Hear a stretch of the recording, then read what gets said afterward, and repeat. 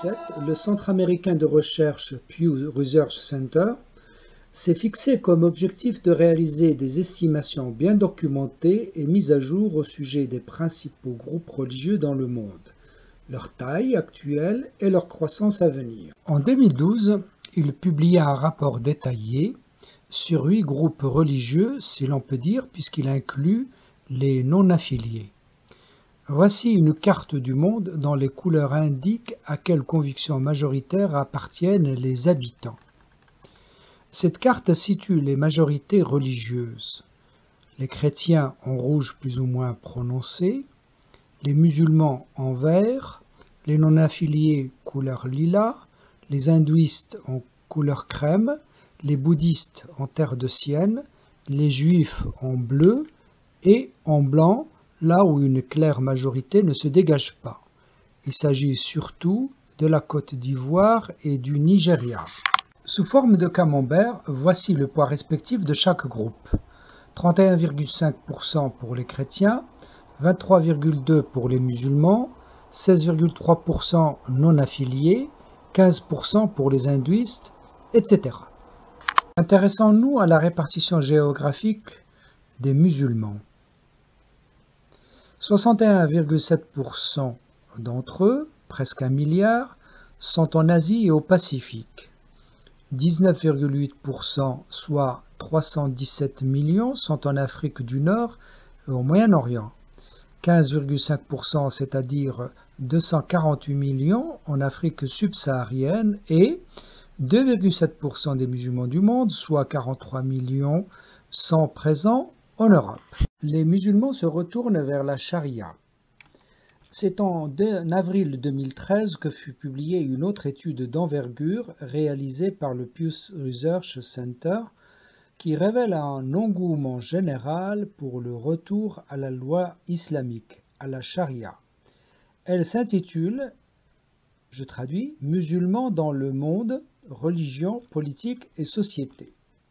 Remarquons tout d'abord que cette étude, riche d'enseignements, aborde aussi d'autres questions. Le rapport arrive à la conclusion, je cite, que les musulmans sont profondément engagés pour leur foi. Ils voudraient que les enseignements de leur religion régissent non seulement leur vie privée, mais aussi la politique et la société entière. Beaucoup expriment le souhait de voir la loi islamique, la charia, reconnue comme la loi officielle de leur pays. Fin de citation. Voici la carte des pays que couvre cette étude et le regroupement géopolitique convenu. En Europe, 3 pays des Balkans et Russie. Asie centrale entre guillemets, 6 pays y compris la Turquie. Asie du Sud, l'Afghanistan, le Pakistan et le Bangladesh. Asie du Sud-Est, la Thaïlande, la Malaisie et l'Indonésie. 5 pays du Moyen-Orient et 2 de l'Afrique du Nord et, ce qui est remarquable, 16 pays de l'Afrique subsaharienne.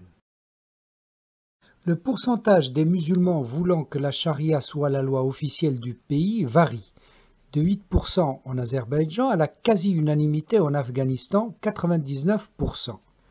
La question qui leur fut posée est la suivante. Êtes-vous favorable ou opposé à l'instauration de la charia comme loi officielle du pays, ici où vous habitez? Presque partout dans le monde, de forts pourcentages sont acquis à cette idée et pas seulement là où les musulmans sont majoritaires. En pondérant les réponses par le nombre de musulmans concernés dans chaque pays, le oui totalise 737 millions, c'est-à-dire 70% des musulmans interrogés sont favorables à l'instauration de la charia comme loi officielle de leur pays de résidence. Même si le non l'emporte dans une douzaine de pays, leur poids démographique reste négligeable. La Turquie et quelques autres pays font figure d'exception. Que veulent les supporters du retour à la charia? Là où une majorité est acquise pour la charia, cela signifie non seulement le maintien ou l'instauration de tribunaux religieux dédiés aux affaires familiales et patrimoniales, mais aussi de sévères châtiments corporels, y compris l'exécution des apostats. Même dans les Balkans et en Russie, une part non négligeable de musulmans est acquise à ces idées. Asie du Sud, tout le monde plébiscite les tribunaux religieux, les châtiments et l'exécution des apostats. Moyen-Orient et Afrique du Nord, majorité acquise pour les trois composantes de la charia. Asie du Sud-Est, 84% pour les tribunaux religieux, 46% pour les châtiments et 27% pour décapiter les apostats. Asie centrale, 62% pour instaurer des tribunaux religieux, 38% en faveur des châtiments corporels et 16% pour la peine capitale à l'égard des apostats.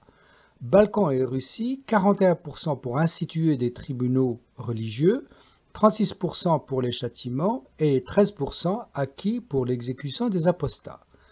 Ceci montre que les extrémistes parmi les musulmans ne sont pas quantité négligeable. Ce qui est frappant dans cette étude et que les médias n'ont pas relevé, c'est ce qui se passe en Afrique subsaharienne. Même dans les pays où ils sont minoritaires, voire très minoritaires, les musulmans voudraient adopter la charia comme loi du pays. Cette carte relate l'importance des communautés musulmanes et chrétiennes en Afrique. Le vert très foncé signifie qu'il y a au moins 200 fois plus de musulmans que de chrétiens, et le rouge très foncé signifie le contraire, c'est-à-dire il y a au moins 200 fois plus de chrétiens que de musulmans. L'écrasante majorité des musulmans est favorable à l'instauration de la charia comme loi du pays. Niger 86%, Djibouti 82%, Congo 74%, Nigeria 71%, Ouganda 66%, Éthiopie 65%, Mozambique 65%, Kenya 64%, Mali 63%, Ghana 58%, Sénégal 55%, Cameroun 53%, Libéria 52%, et il n'y a que 3 pays où cette majorité n'est pas atteinte. Tchad 47%, Guinée-Bissau 47%, Tanzanie 37%. Même si l'enquête fut réalisée avant la déconfiture du Mali, une part non négligeable des répondants considérait que les conflits interreligieux sont un problème important de leur pays.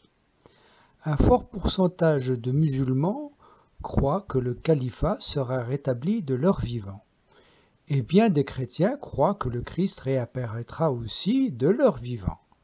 C'est à se demander si Armageddon, le lieu symbolique du combat final entre le bien et le mal, ne se situera pas en Afrique.